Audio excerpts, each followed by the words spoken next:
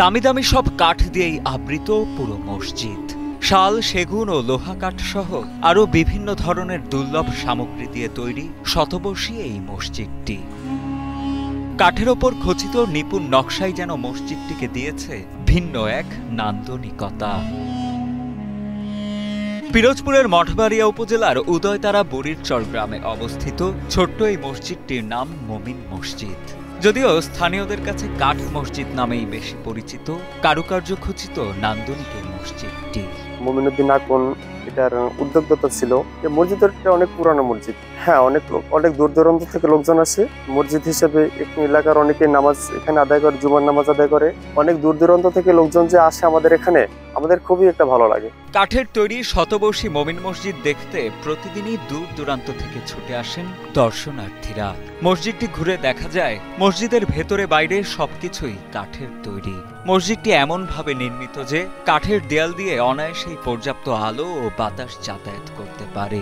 মসজিদটিতে একত্রে ইমাম সহ দুই কাতারে একত্রে ৩৩ জন মুসল্লি নামাজ আদায় করতে পারেন বলেও জানান স্থানীয়রা। বাবার বিয়ের আগে মসজিদ করছে, তারপর তো মোরা ওইছি জন্ম এই দুনিয়াতে আইসি।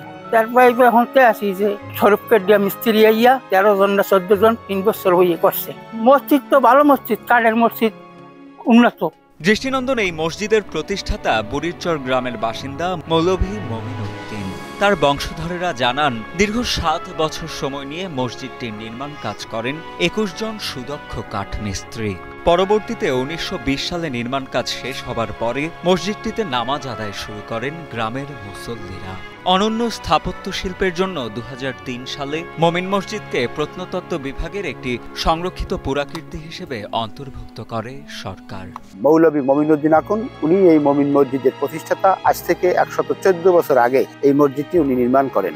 এরপরে ২০০৩ সালের ১৭ এপ্রিল এটা প্রিজার্ভ মনুমেন্ট হিসাবে বাংলাদেশ সরকারের সংস্কৃতি বিষয়ক মন্ত্রণালয়ের অধীনে এটা গেজেটভুক্ত হয়। এরপরে ২০০৮ সালে একবার সংস্কার হয়েছে, ২০২১ সালে একবার সংস্কার হয়েছে, ২০২৫ সালে এই মে মাসের ফার্স্ট উইকে একটা সংস্কার হয়েছে, কিন্তু সুরক্ষা হয় নাই। আমাদের আক্ষেপটা এখানে যে মমিন মসজিদ যে ধরনের সুরক্ষা করে, এখানে যেহেতু প্রতিদিন প্রায় অর্ধশত লোক ভিজিট করতে আসে বিভিন্ন জায়গা থেকে, যেহেতু এটা সারা বিশ্বের একমাত্র কাঠের সৌন্দর্য প্রিয় মসজিদ, সে মতে এখানে সেই রকমের সুরক্ষা হয় নাই। এবং পর্যটকরা আসে ঠিকই, কিন্তু দেখে ঠিকই, কিন্তু সেই মসজিদকে কেন্দ্র করে যে ধরনের স্থাপনা, যে ধরনের সৌন্দর্য, যে ধরনের ডেকোরেশন এখানে দরকার, সেটা হয় নাই। যদি আজকে মমিন মসজিদকে সেইভাবে সাজানো হয় তাহলে পর্যটকের সংখ্যা বাড়বে। এখানে একটি বাংলোরের দরকার হবে এবং একটি প্রত্নতাত্ত্বিক মিউজিয়াম দরকার, কারণ মসজিদ দেখার সাথে সাথে এলাকার যে ইতিহাস ১০০ বছরের পুরানো, সেটাও যেন মসজিদে আমাদের সংরক্ষিত থাকে।